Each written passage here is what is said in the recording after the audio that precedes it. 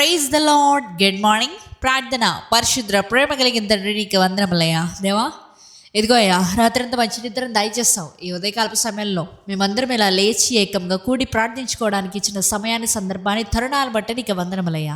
ప్రభా ఇదిగో ప్రభా, ఈరోజు ఎవరెవరైతే తండ్రి వారు పనులు చేయబోతున్నారో ప్రతి పనిలో విజయాన్ని చేకూర్చమని అడుగుతున్నామయ్యా.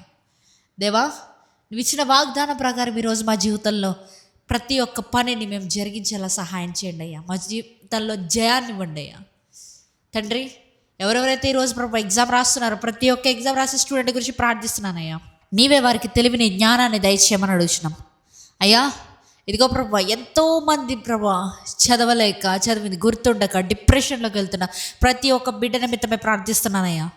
నీవే వారిలో జ్ఞానాన్ని నింపండి, విజ్డమ్ నింపండి అయ్యా. అంతేకాకుండా అయ్యా ఇదిగో ప్రభు, ఎవరెవరైతే దూరదేశాల్లో ఉంటూ, ఎవరెవరైతే దూర ప్రాంతాల్లో ఉంటూ వారి కుటుంబాన్ని పోషించుకుంటున్నారో ప్రతి ఒక్కరి గురించి ప్రార్థిస్తున్నానయ్యా. ఎవరి హస్తాన్ని వారి మీద ఉంచండి. వారు ఒంటరిగా ఉన్నారనే భయం కాకుండా అయ్యా, నీవు తోడుగా నిలిచావు, నీవు తోడుగా ఉన్న వారికి ఏ భయం లేదనే ధైర్యాన్ని వారికి దయచేయమని అడుగుతున్నాను రాజా.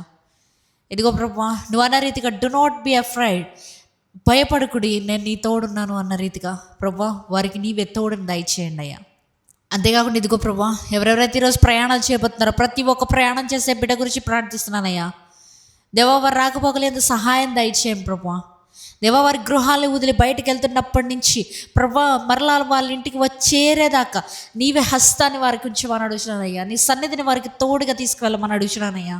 దేవా నీ సన్నిధి ఉన్నంతకాలం మా జీవితాల్లో జయం కదా, నీ సన్నిధి ఉన్నంతకాలం మా జీవితాల్లో విడుదల కదా అయ్యా.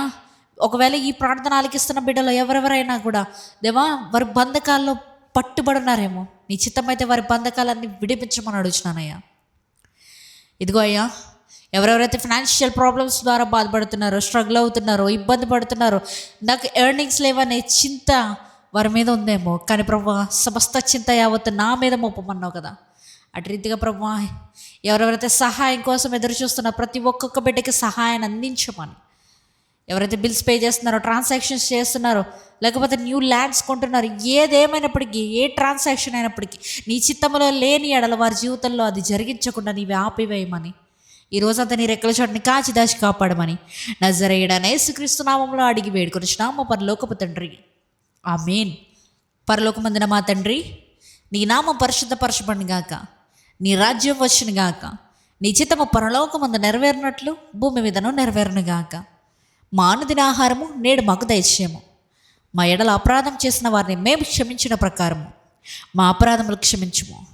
మమ్మల్ని శోధనలోకి తేక కీడు నుంచి తప్పించుము. ఎందుకనగా రాజ్యము, శక్తి, మహిమ నిరంతరం నీవే అన్నావు తండ్రి, ఆమేన్. యేసు రక్తమే జయము, యేసు రక్తమే జయము, యేసు నామమునకే సంపూర్ణ విజయం కలుగును గాక. ఆమేన్, ఆమేన్, ఆమేన్. God bless you all. Have a wonderful day.